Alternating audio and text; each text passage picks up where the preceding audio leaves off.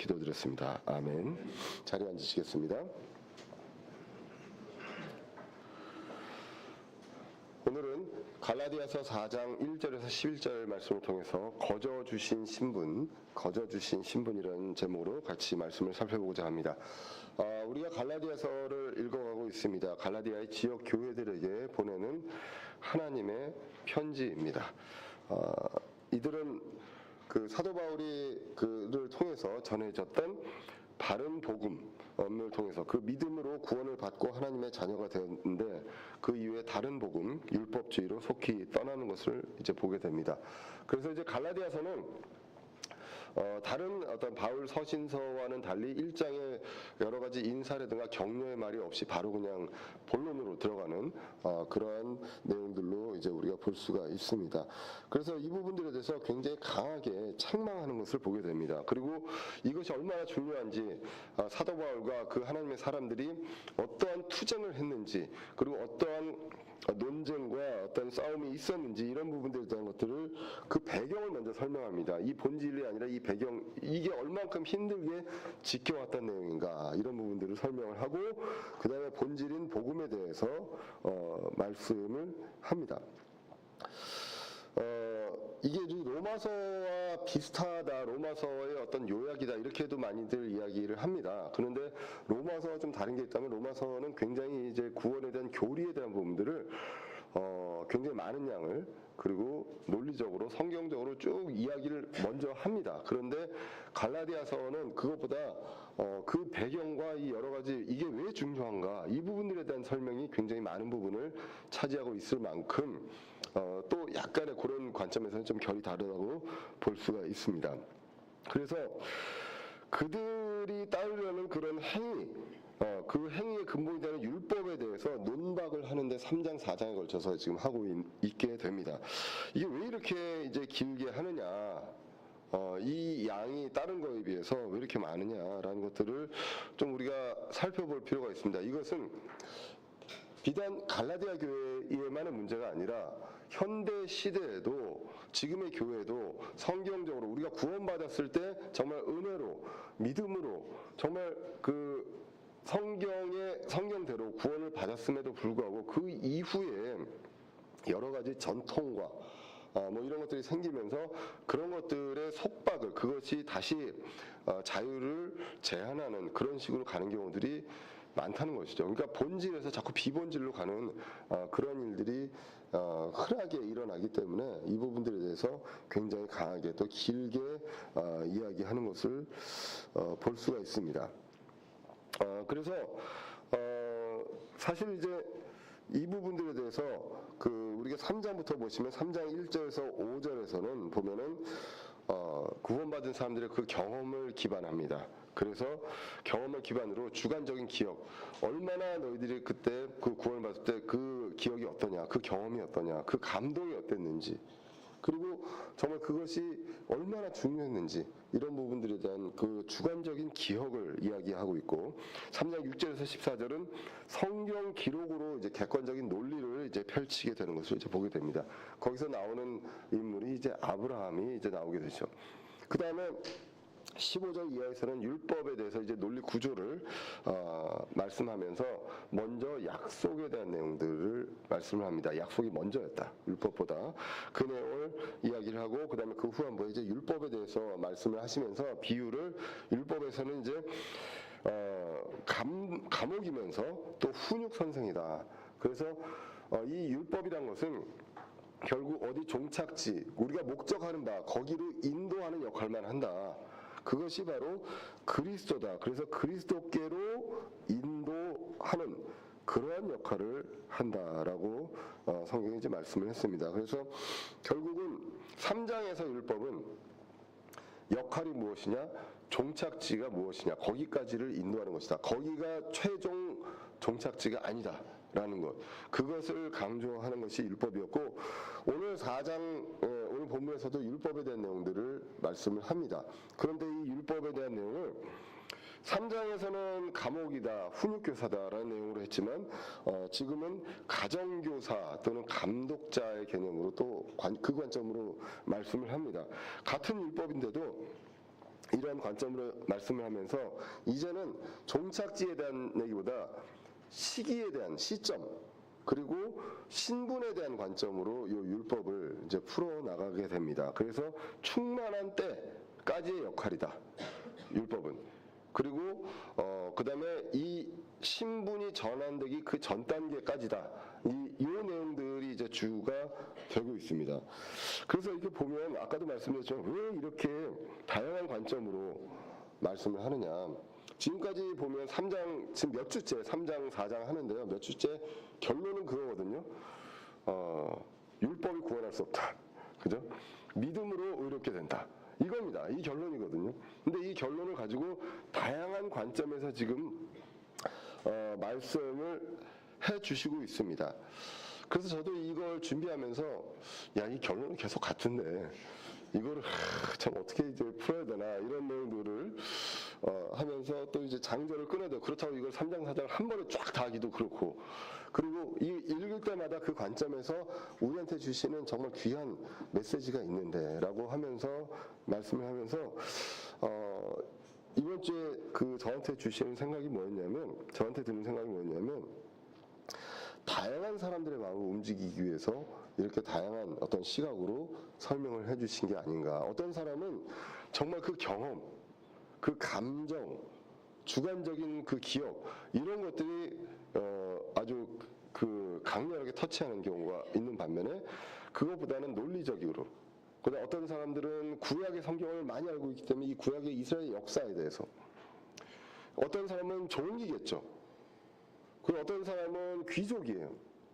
그리고 어떤 사람은 유대인입니다. 이방인입니다. 이런 것들에 그 익숙하고 그런 부분들에 있어서 다양한 사람들의 마음을 움직이기 위해서 한 것이 아니냐. 왜냐하면 우리가 갈라디아서 읽어봤지만 남자나 여자나 자유인이냐 종이냐 유대인이냐 이방인이냐 모두가 다 하나님 안에서 그리스도 안에서 하나다라고 말씀을 하고 계시거든요. 그런데 그 사람들의 의식 체계는 다 다릅니다.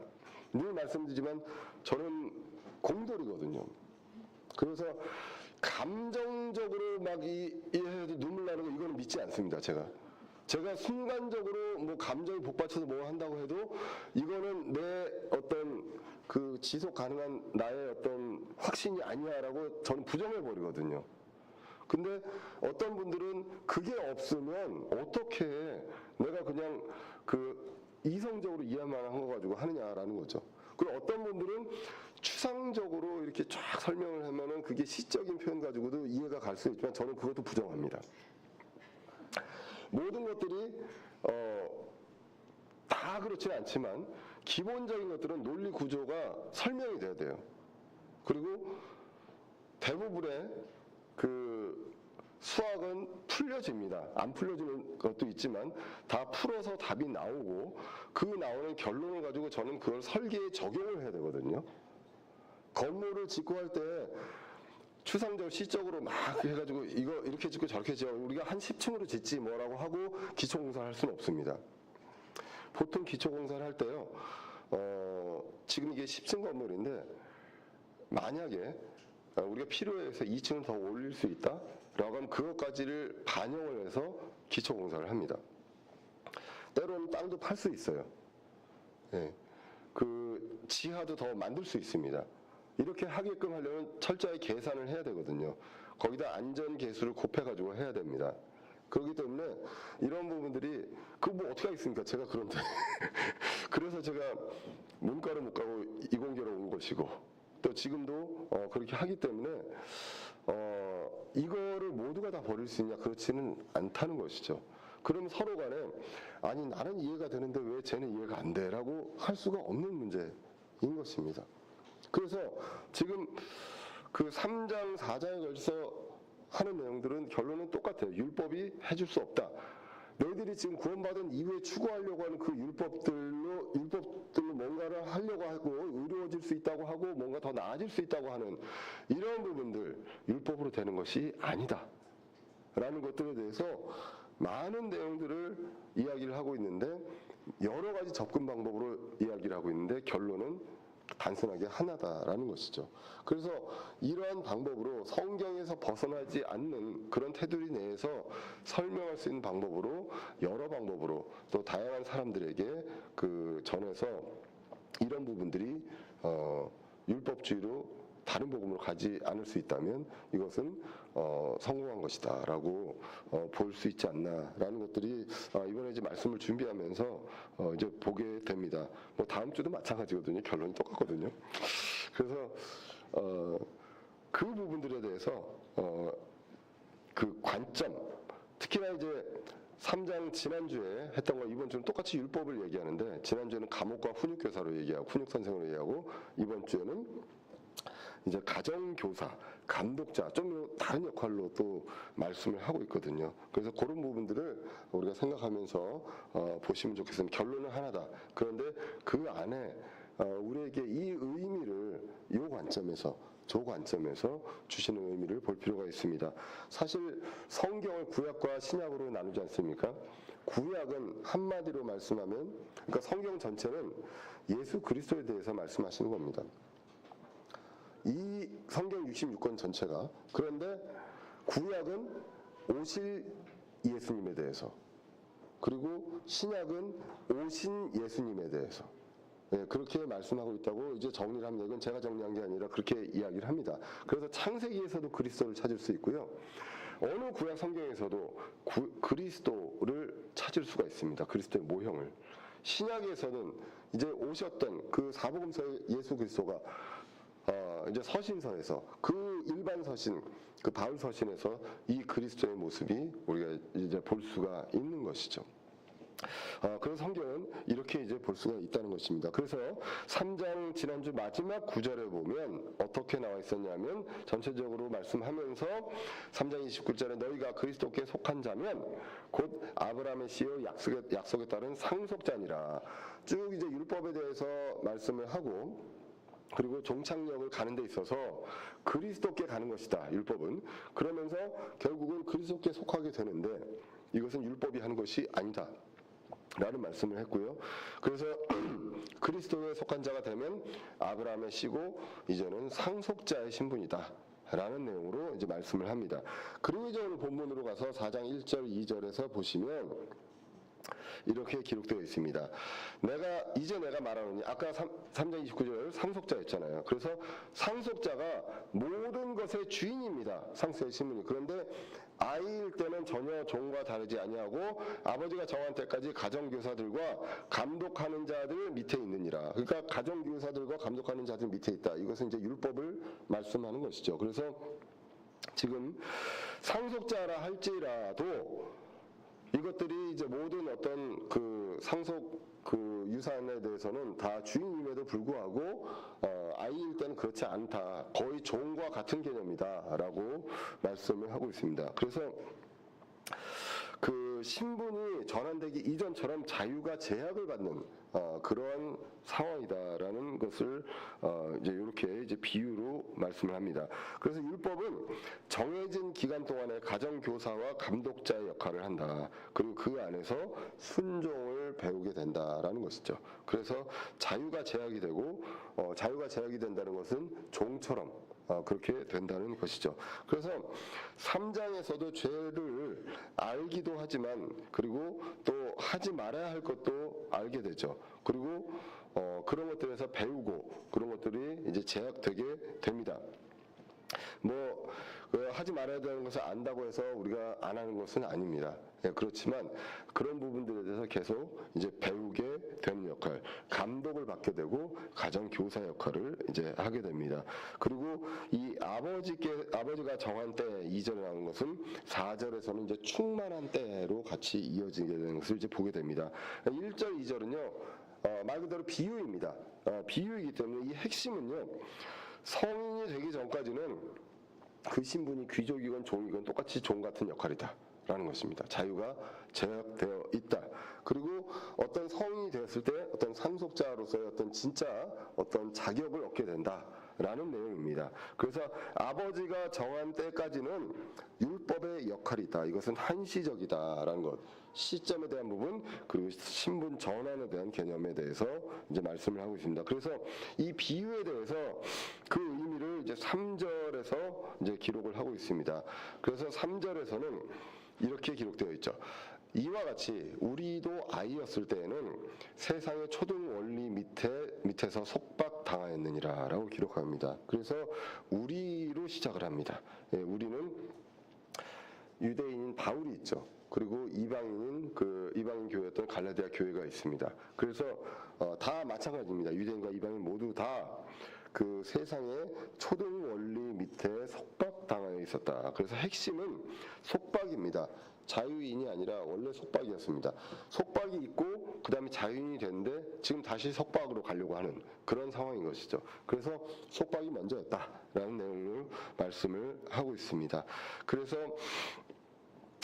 이제 유대인들은 그러면 당연히 모세의 율법 아래 속박 아래 있었습니다. 그리고 그러면 이방인들은 어떻습니까? 이방인들은 성경에서 보면 양심의 법 아래 속박당하고 있었다라고 성경이 기록을 하고 있기 때문에 오늘 본문이 바울이 우리라고 말씀을 하는 것입니다. 우리라고 하는 것, 이방인이건 유대인이건 이제 그랬다라는 것이죠. 로마서 2장 14절에 보면 이렇게 14절 15절에 기록되어 있습니다. 율법을 소유하지 않은 이방인들이 본성을 통해, 여기 본성이 나오죠. 본성을 통해 율법 안에 들어있는 것들을 행할 때에 이런 사람들은 율법을 소유하지 않아도 자기에게 율법이 되나니. 그러니까 본성이 있기 때문에 유대인들의 어떤 율법이 없어도 이건 해야 돼 말아야 돼 이런 생각들을 할 수밖에 없는데 이것이 15절에서 양심으로 나오게 됩니다. 그래서 이런 사람들은 또한 자기 양심이 증언하며 자기 생각들이 서로 고소하고 변명하는 가운데 자기 마음속에 기록된 율법의 행위를 보이느니라. 율법이 없어도 율법이 없는 이방인들도 무엇이 옳고 그른지 정도는 안다는 것이죠. 그래서 서로가 이거는 아니야, 이것은 맞아 라고 서로 고소하기도 하고 또 서로 변명합니다. 내가 원래 이건 잘못된 건데 그래도 나는 그 이유가 있었어, 이런 사인이 있었어. 그 얘기는 결국 잘못을 인정하는 것이죠. 이 근본에는 본성, 양심이 있습니다. 그래서 유대인들이나 이방인들이나 이런 것들의 속박에 있어 왔다라는 것입니다. 그런데 이런 것들을 오늘 성경은 초등 원리라고 얘기합니다. 엘레멘츠 얘기해가지고 초등 원리다. 여기서 이 초등 원리에 속박당하였다라는 것이죠. 이 초등 원리를 똑같은 어원을 골로새서에서는 유치한 원리라고 얘기합니다. 골로새 2장 8절에 보시면 어떤 사람이 철학과 헛된 속임수로 너희를 노력하지 못하도록 조심하라. 그것들은 사람들의 전통과 세상의 유치한 원리들을 따르는 것이요 그리스도를 따르는 것이 아니니라 라고 기록합니다. 이러한 것들은 절대 이 율법이나 뭐 어떤 지금 할례 이런 부분들 이런 것들은 절대 그리스도를 따르는 것이 아닙니다. 그리스도를 따르게 하는 것이 아닙니다. 근데 원래 그 역할은 무엇입니까? 그리스도께로 인도하는 게 역할이었습니다. 그리고 충만한 때 이전까지의 역할이었습니다. 그런데 이거를 지금도 한다는 얘기는 우리는 계속 그리스도를 따르는 것으로 가야 하는데 그렇지 않게끔 하는 그런 결과를 주게 된다는 것입니다. 그렇기 때문에 이것이 초등 원리, 유치한 원리라는 것입니다. 세상의 유치한 원리라는 것입니다. 그런데 이것이 정말 유치하냐라고 하면 그렇지 않죠. 세상 사람들에게는 철학, 그리고 전통, 그리고 과학, 세상의 지식, 그리고 고상한 법들이 있습니다. 그런데 이러한 것들이 다 지금 성경에서는 세상의 초등 원리, 그리고 유치한 원리라고 합니다.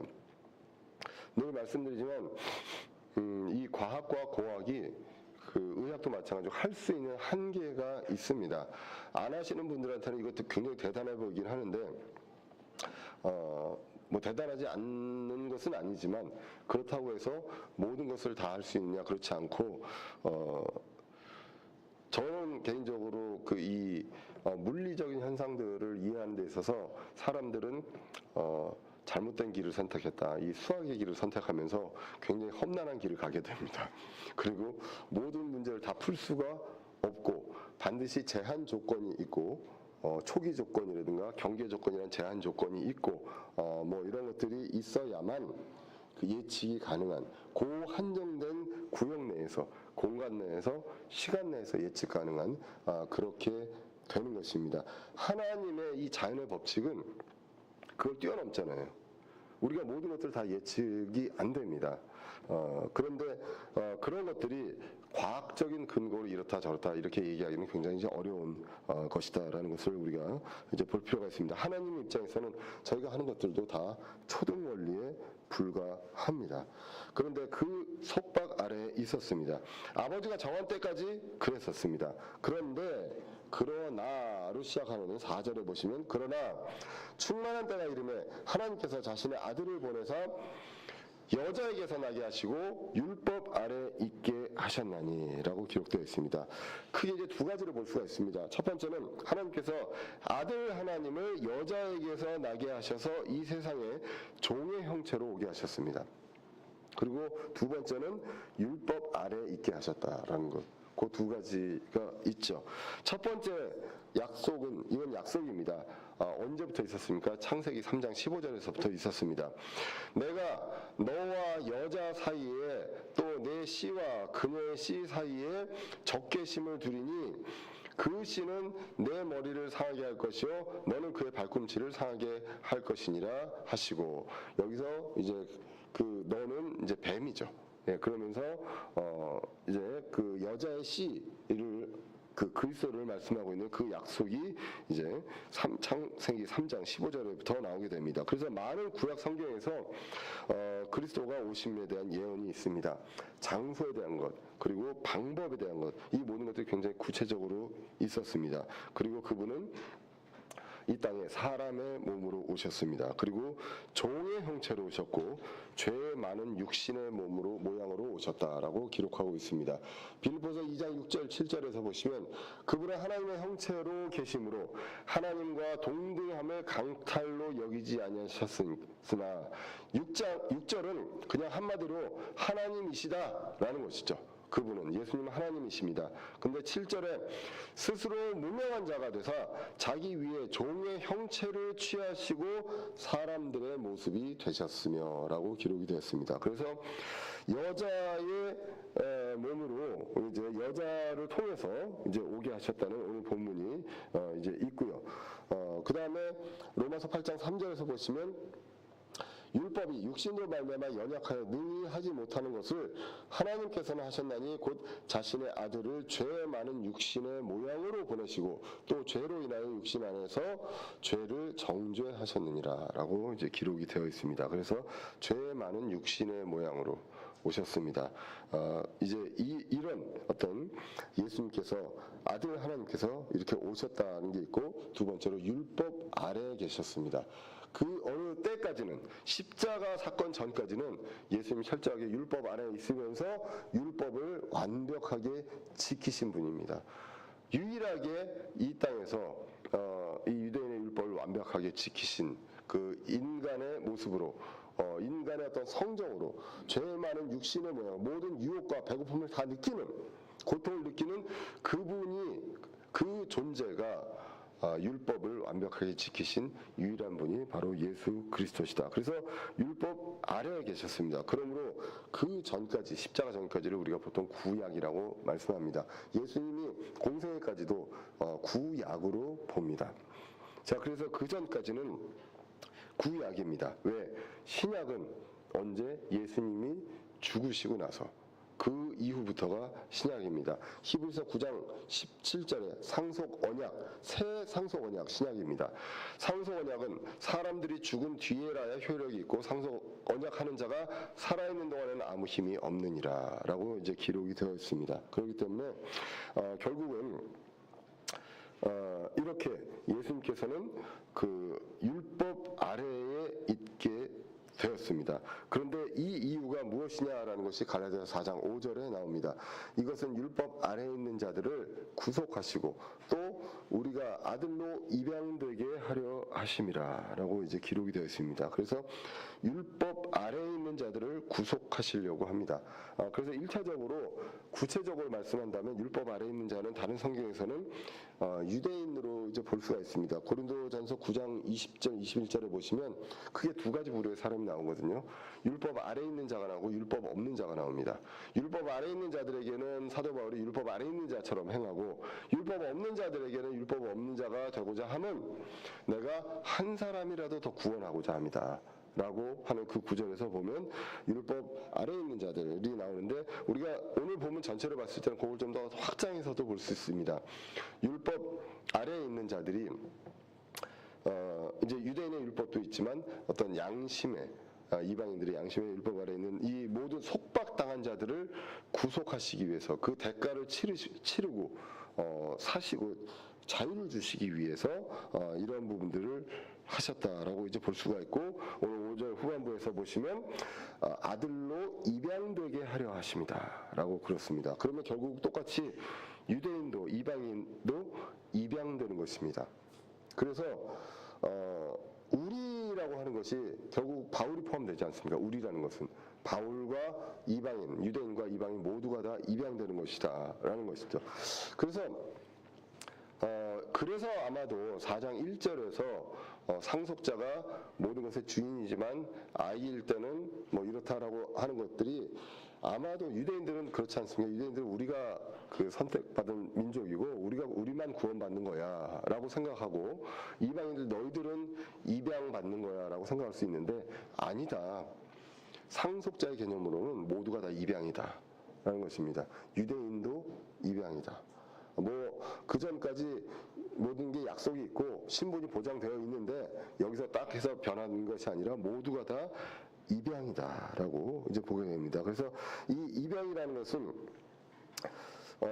이제 종과 다를 바가 없었던 그 사람들이 실제로 이제 상속권을 갖는 상속자가 되는 그런 어떤 신분을 얻는, 그 자격을 얻는 것으로 이제 보게 됩니다. 그래서 워렌 위어스비 주석에서는 성인을 아들로 입양했다는 의미다라고도 이야기를 합니다. 입양이라는 것이 그 당시에는 이제 성인을 입양하는 것을 말한다라고도 이야기를 합니다. 그래서 상속권이 있는 아들로 법적인 입양을 하는 것, 이것을 충만한 때 이제 그렇게 한다는 것입니다. 그래서 율법 아래 속박된 자들을 값을 치르고 사셨습니다. 그래서 일단은 그 자유가 제한되고 종의 어떤 역할을 했던 그 사람들을 자유를 주는 그 구속을 하셨습니다.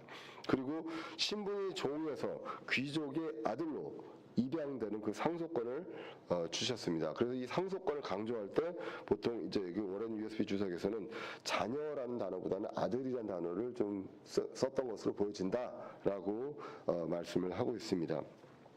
그럼 여기에 조건은 무엇입니까? 만약에 조건을 간다면, 원래 조건 없이 거저 주시는 것인데 조건을 우리가 굳이 생각한다면 무엇이냐? 요한복음 1장 12절을 들 수가 있습니다. 그분을 받아들이는 자들, 곧 그분의 이름을 믿는 자들, 우리가 이것을 개혁성경에서 영접하는 자다라고 말씀하고 있습니다.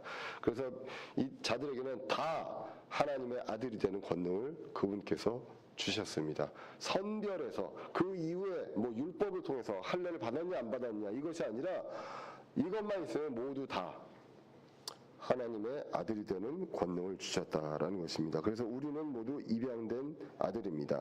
양자입니다. 그래서 자유가 있고 상속자입니다. 그래서 이렇게 정의를 하고 이제 6절로 이어지는데, 6절에서 또 이제 주목할 것이 있습니다. 6절에 보시면 우리가 이제 5절에서 우리였는데요, 6절에서는 주어가 뭐가 되냐면 너희가 됩니다. 그래서 우리에서 너희로 가게 됩니다. 너희는 이제 갈라디아 교회겠죠. 지금 우리가 서신서에서 보면 대상이 너희가 됩니다. 그래서 갈라디아서 4장 6절은 너희가 아들이므로, 너희 한 사람 한 사람의 아들들이다 라는 것입니다. 아들이므로 하나님께서 자신의 아들의 영을 너희 마음속에 보내사 아바 아버지 하고 부르짖게 하셨느니라 라고 이제 기록이 되어 있습니다. 그래서 이제는 너희도 아들이다 라는 것으로 더 구체적으로 지칭을 하게 됩니다.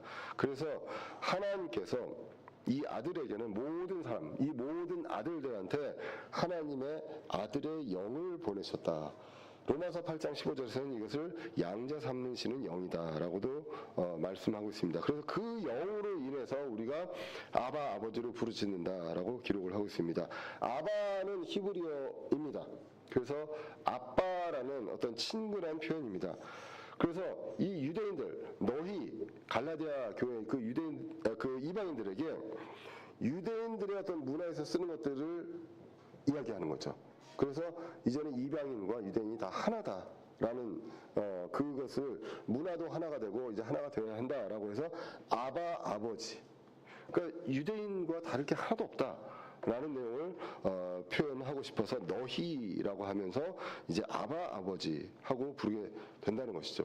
유대인들이 아빠라고 하는 것처럼 너희도 이제는 히브리어로 아빠라고 하듯이 이렇게 이제 할 수 있다라고 성경이 기록하고 있습니다. 그래서 유대인이건 이방인이건 하나다라고 하는데 이게 내 의지로 아바 아버지라고 부르느냐라고 하면 성경 오늘 본문을 보면 그렇지 않다라는 것이죠.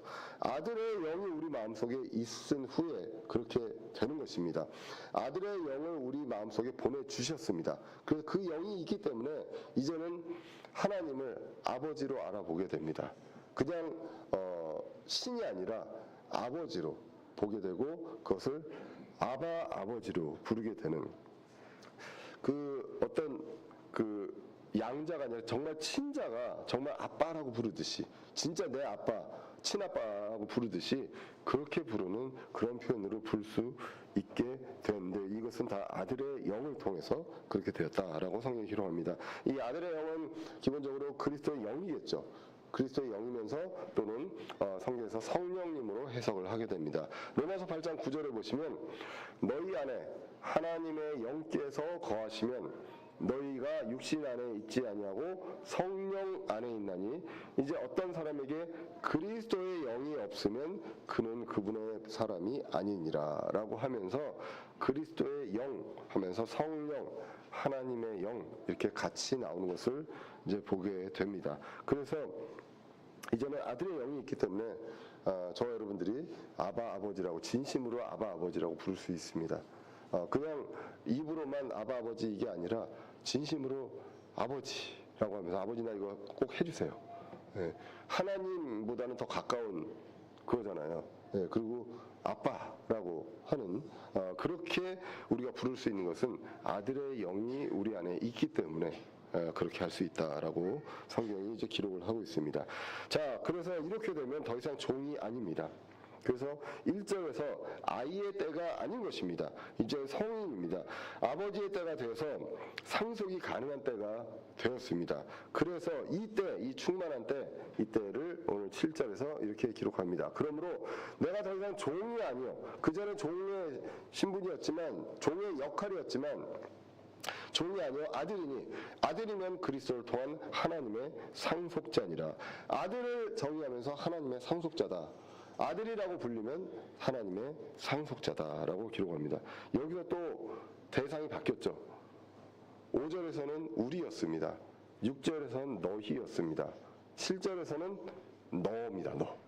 단수입니다. 그러니까 여러분들 한 사람 한 사람한테 다 이제는 종이 아니다. 이 중에 종이었던 사람도 그 당시에 있었습니다.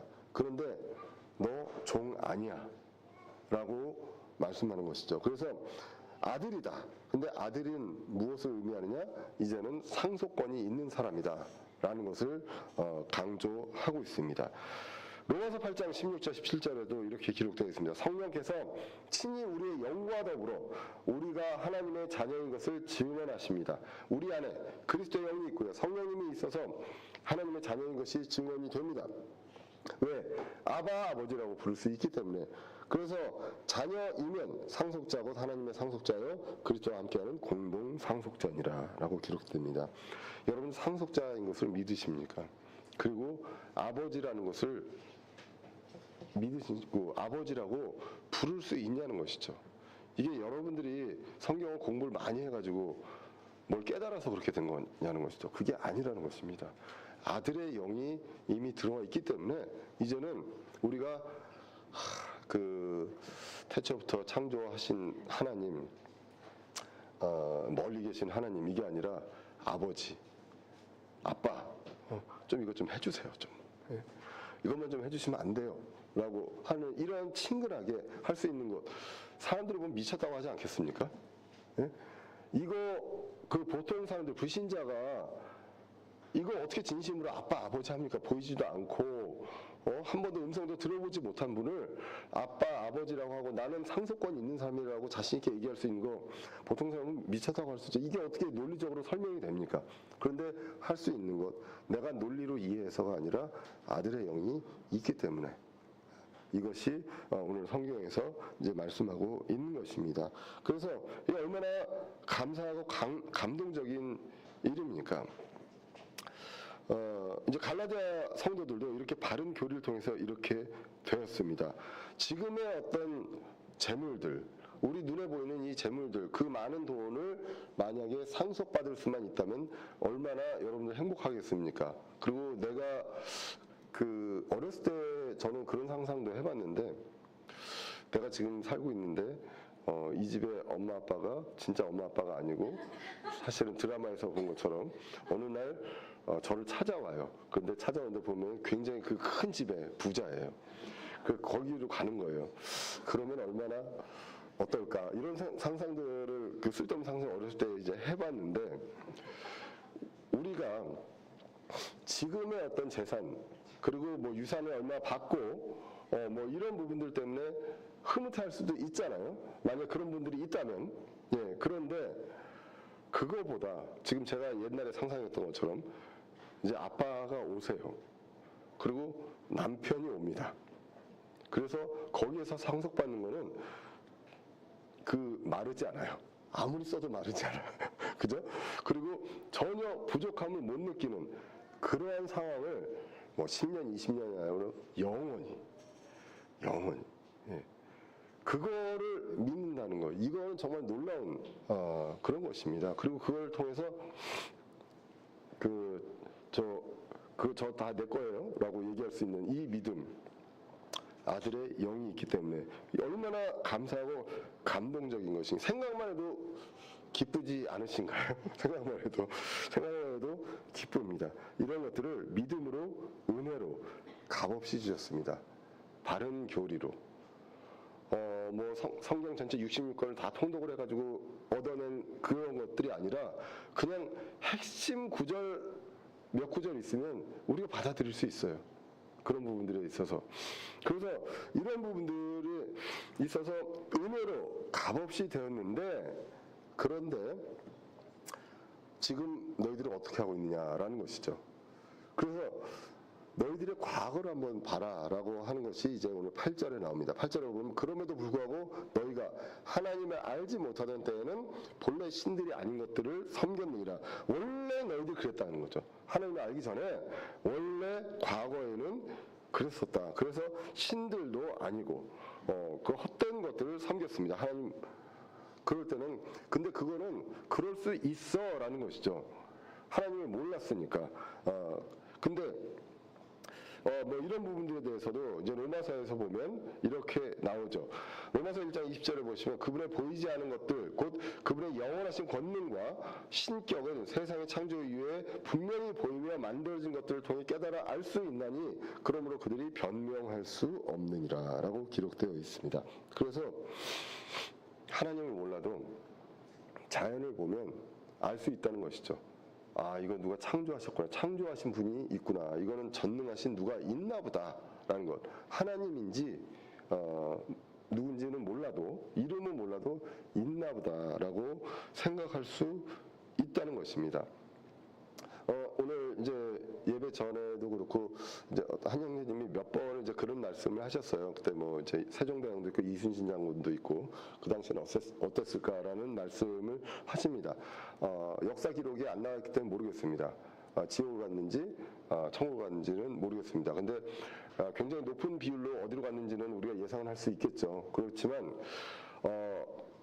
그 당시에 성경 복음을 듣지 못했다 하더라도 자연을 보고, 아, 진짜 창조자가 있나 보다 라고 했을 때 그때 하나님께서 어떻게 하셨을까? 우리 성경 기록을 보면 하나님께서 만나 주신다는 거예요. 찾을 때 만나 주시고, 만나서 과연 예수 그리스도를 그분의 주로 받아들였는지 안 받아들였는지 모르겠습니다. 그거는 역사 기록이 없으니까. 우리는 이제 그 옛날 기록만 보는 거기 때문에, 그래서 그런 부분들에 있어서 결국은 복음을 전해졌건 안 전해졌건 사실은 이런 자연을 보면 창조자에 대한 것들을 부인하기는 어렵다. 왜? 알 수 있기 때문에 변명할 수 없다라고 기록이 되어 있습니다. 그렇기 때문에 로마서에서는 이걸 일부러 부인한다고 합니다. 일부러 부인해서 썩지 아니할 하나님의 영광을 썩을 사람이나 새나 네 발 달린 짐승이나 기어다니는 것들과 같은 형상으로 바꿨다. 그렇기 때문에 이제 자신들을 사랑하는 어떤 하나님을 보는 거에서 그 마음을 내버려 둔다고 나오죠. 그래서 동성애도 하고 막 여러 가지 것들을 하는 그런 일로 가게 되는 그 결과를, 열매들을 하게 된다는 것이 로마서에 이제 나오게 됩니다. 자, 그래서 과거에는 이랬었다라는 것이죠. 근데 과거엔 그랬는데 지금은 달라진 상태 아니냐라는 것이죠. 그런데 왜 또 다시 과거로 돌아가려고 하냐? 과거에 8절에는 너희가 그랬었다. 근데 오늘 9절은 보면 그러나 이제 너희가 하나님을 안 뒤에 혹은 하나님께 알려진 뒤에 어찌 다시 약하고 천한 초동 원리로 돌아가 다시 그것에 속박당하려 하느냐라고 기록이 되어 있습니다. 예전에 그랬잖아. 근데 지금은 아니잖아. 근데 왜 다시 예전으로 돌아가려고 하느냐? 라는 것이 오늘 이제 9절에 나오는 말씀입니다. 여기서 보면 하나님을 안 뒤에 혹은 하나님께 알려진 뒤에라고 해서 이제 이 영어로 이제 or 이걸 이제 혹은 이렇게 나와 있는데 이 단어 이제 혹은은 뭐 이거 알거나 아니면 알려진 뒤거나 이 두 가지 중에 하나다라는 내용을 이야기하는 것이 아니라 원래 이제 or라는 뜻에는 구체적으로 다시 말하면 이런 뜻이 있습니다. 그래서 조금 더 구체적으로 번역을 한다면 너희가 하나님을 안 뒤에, 다시 말하면 구체적으로 말한다면 하나님께 알려진 뒤에, 이렇게 이제 해석을 하시면 되겠습니다. 요거 가지고 또 혹시 헷갈리시는 분들이 있을까봐 내가 하나님을 알아도 되고 또는 내가 하나님께 알려줘도 되고 둘 중에 하나면 되는 거 아니냐? 그렇지 않습니다. 이게 같은 말이다라는 것입니다. 다시 말하면 이라는 것입니다. 자, 그래서 우리가 하나님을 알았습니다. 그리고 다시 말해 하나님께 알려졌습니다. 하나님께서 이제 우리를 아신다. 이게 입양되었다는 것이죠. 그래서 신분이 완전히 변했는데 왜 다시 그때 그 천한 초동 원리로 돌아가려고 하고 그것에 다시 속박당하려고 하냐? 속박에서 나왔는데 왜 다시 속박당하려고 하느냐라고 하면서 10절에 이제 구체적인 예를 설명을 하죠. 너희가 날과 달과 때와 해를 지킨다. 이거 정말 천한 초동 원리다라는 것입니다. 그래서 유대인들도 절기가 있었습니다. 그리고 뭐 이방인들도 다들 우상에 대해서 그 날과 때와 절기가 있고 해와 별과 달과 별을 보고 그런 것들을 막 예언하려고 하고 이런 것들을 하려고 했었죠.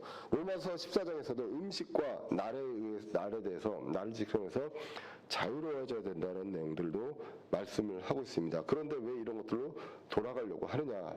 이런 것들을 또 지키고 있다는 거죠. 갈라디아 교회가. 자, 지금 보시면 우리 지금 현대 교회가 어떻습니까? 바른 복음으로 구원을 받았다고 그런 가정하에서도 보면 지금도 현대 교회에서도 많은 절기를 지키고 있습니다. 네. 무슨 절, 뭐 대강절 이렇게 쭉 지키고 있잖아요. 그래서 그때 뭔가를 하고 있습니다. 좋은 뜻으로 했지만 이제는 그걸 안 하면 이거 이단 아니야 라는 생각이 들게끔 만들게 되는 것이죠. 당시에도 할례나 이런 날과 달과 해를 지키는 것들이 뭐 좋은 뜻에서 지키고 자유로울 수 있습니다. 그런데 이런 것들이 전통이 돼서 하다 보면 이거 안 하는 쟤네들 이상한 애들 아니야 라는 식으로 갈 수 있고 또 그런 것들이 눈치를 보게 되는 거죠. 괜히 저런 것들로 오해받지 않을까라는 것들에 대해서 그런 것들을 자꾸 의식하게 되는 그런 어떤 속박으로 가게 되지 않느냐라는 것이 이제 오늘 본문의 내용입니다. 골로새서 2장 16절도 그러므로 아무도 먹는 것이나 마시는 것이나 것으로 인하여 또 거룩한 날이나 월삭이나 안식일에 관하여 너희를 판단하지 못하게 하라라고 기록이 되어 있습니다. 바울은 정말 답답하고 그런 것 같습니다. 늘 이제 말씀드리지만 고린도전서도 보고 갈라디아 교회도 보면 저 같으면 때려쳐 그냥 그랬을 것 같은데 바울은 굉장히 이런 부분들에서 온유한 마음으로 말씀을 이제 이어가고 있습니다. 그래서 정말 한탄하면서 온유하게 권면합니다. 갈라디아 4장 11절입니다. 내가 너희를 위하여 헛되이 수고하였을까 너희로 인해 염려하노라. 내가 걱정된다라는 것입니다.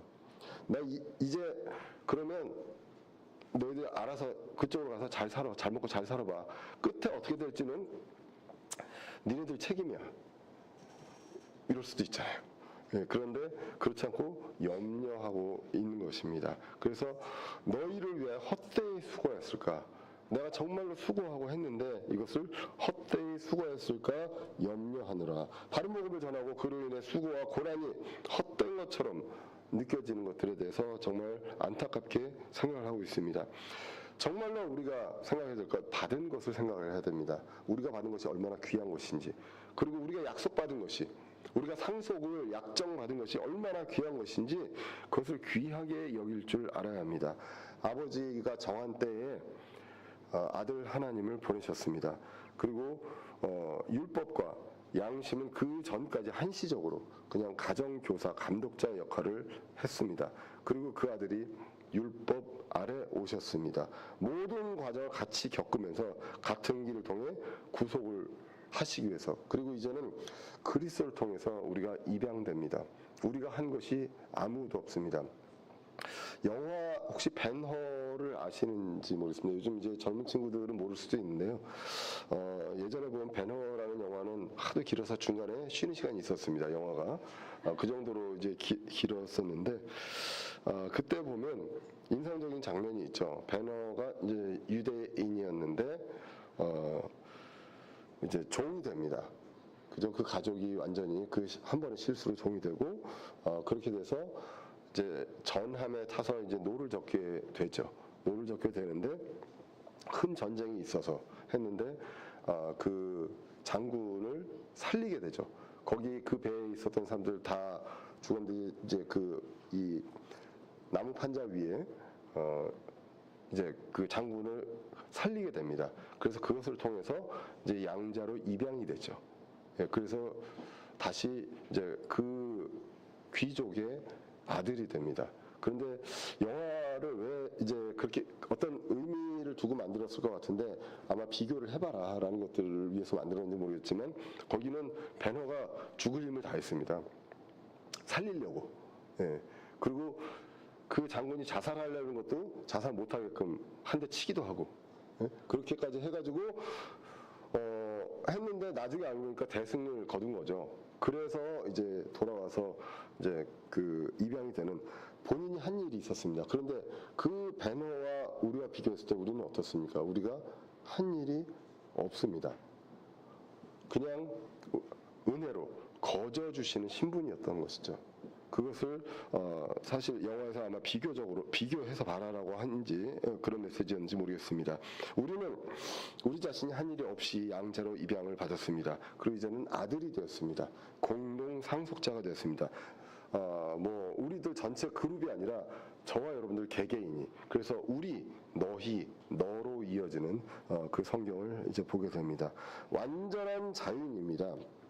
구속 전까지 속박되었던 상태에서 완전한 자유인이 되었습니다. 그래서 저와 여러분들이 그 귀한 신분을 거저 받았습니다. 그런데 다시 이전의 속박으로 본질에서 비본질로 돌아가려고 하고 있는 것이죠. 지금 우리는 그러고 있지 않는지, 하나님께서 포기하지 않으시고 그리스도께서 포기하지 않은 지체들을 우리가 포기하고 있는 건 아닌지, 그런 부분들 우리가 같이 한번 살펴볼 필요가 있습니다. 지금까지 우리는 주님께서 은혜로 거저 주신 이 신분을 통해서 우리가 살고 있고 그리고 상속을 약속받았습니다. 바울은 그런 복음으로 갈라디아 교회를 이제 교회가 형성되었습니다. 그런데 이제 바울이 내가 도대체 뭘 한 것이냐라는 것들에 대해서 염려하는 그러한 것들이 이제 오늘 성경을 통해서 보인다는 것이죠. 우리는 무엇 때문에 이 어려운 자리까지 왔는지 한번 생각을 해볼 필요가 있습니다. 그때 건물이 이렇게 지어졌기 때문에 왔습니까? 아니면 여기에 여러분들의 친한 사람이 있어서 왔습니까? 그때는 아무것도 안 보고 그냥 말씀 때문에 왔거든요.